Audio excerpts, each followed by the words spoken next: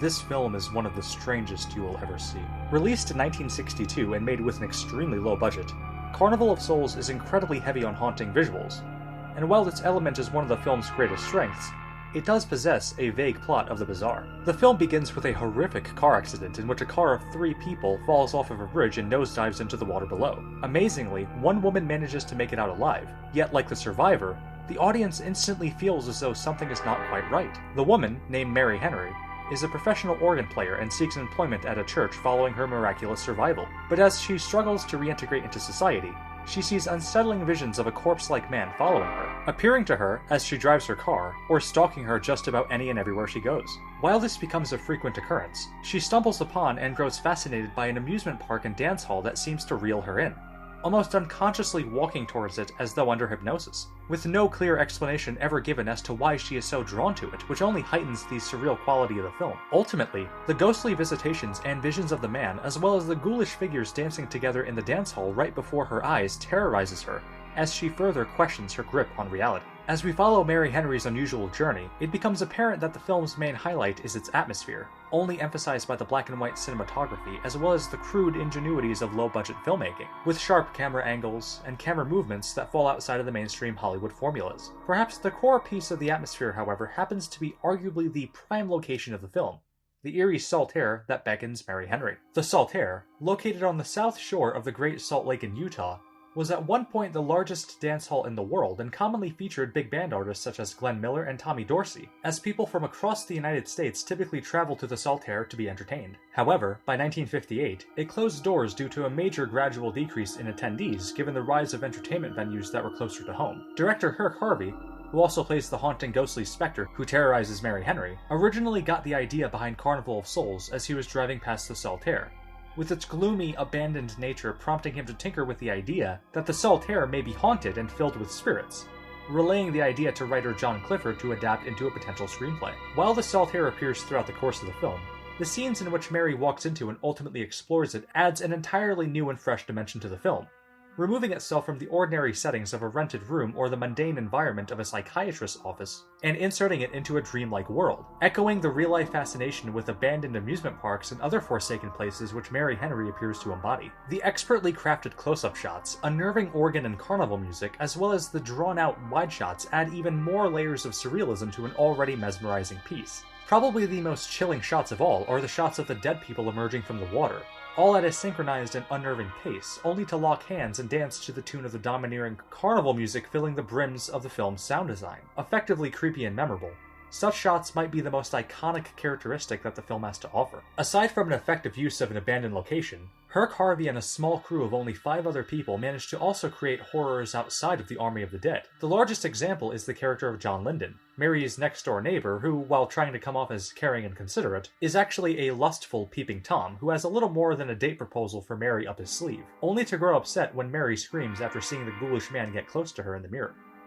That's just what I need. Get mixed up with some girl who's off her rocker. Linden's reactions and overall intentions prove that, regardless of where Mary goes, whether seeking to escape the horrifying visions to what she thought may have been a figure of solace in Linden, Mary is besieged by unpleasantries that only prevent her total ascension to complete sanity. Interestingly, the film's inspirations are largely rooted in the Twilight Zone, and especially the Season 1 episode titled The Hitchhiker, in which a woman driving across the western United States has constant encounters with a peculiar hitchhiker who bewilderingly appears at her every turn. In addition, both Carnival of Souls as well as The Hitchhiker find their roots in classic American ghost stories, urban legends revolving around hitchhikers who seem to vanish from the sight of drivers even after they enter into their cars. Despite this historical linkage, noteworthy cinematography, and otherworldly qualities, Carnival of Souls saw a catastrophic release at the box office, failing to garner a substantial profit even against such a minute budget, playing at drive-in movie theaters when the original intention was for the film to play at art houses across the country. Thrusting the film into deep obscurity during such a window of time, however, Carnival of Souls would slowly rise to a position of prominence by playing on TV stations across the country, with TV guides consistently listing it as a feature that would play on horror-themed programs, such as Supernatural Theater, programs usually hosted by a horror movie host, allowing for the film to slowly win over an audience in the form of a small, yet dedicated cult following, not unlike other films of varying quality within the genre over the years. Suddenly, largely in part of a slow-growing phenomenon,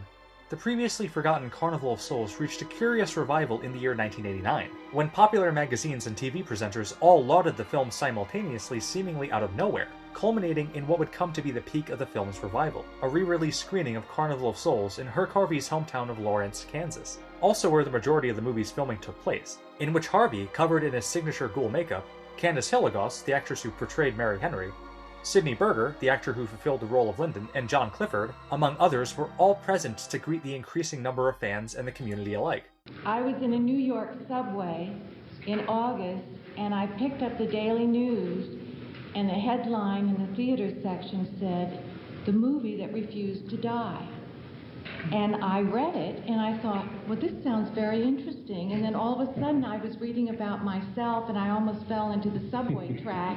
Total shock. It's fun, I think, for all of us that were in it, because we thought that about 25 years ago it had died a natural death. Revealing bits of trivia regarding the film and its production, the little-known reunion is an extremely rare example in which the cast and crew of an obscure and low-budget film all assemble out of popular demand, in which after 27 years, Carnival of Souls finally received the well-deserved respect that it should have received in 1962, with film scholars and moviegoers finally giving the film a much-needed chance, as a serious work of art, rather than a piece of cheap thrills. Today, Carnival of Souls is rightfully lauded as a supreme example of cult classic independent horror,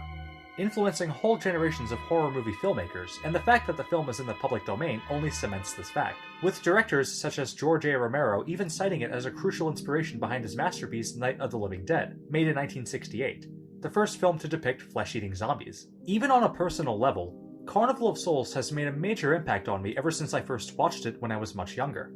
So much so, I even paid homage to the film in Above the Staircase, a short horror film I made concerning a man that grows increasingly disturbed by a mysterious pair of black shoes on a staircase that seem to move on their own as he is home alone one night, with the character watching the film as he tries to distract himself from the growing sense of unease he experiences. All in all, Carnival of Souls is a titan of sharp cinematography, a copious amount of heavy atmosphere, and dreamlike sensibilities that refuse to wither away into the dustbin of cinematic financial failures. Amazingly, a once dismissed little independent film largely shot in a small Kansas community managed to emerge from the cold and damp shadows after a long period of relevant meagerness and popularity, leaving a lasting imprint on all those that see it as a universe of terror unfolds, as one watches Mary Henry's descent into madness slowly unfold due to forces that seem to be acting from beyond the grave.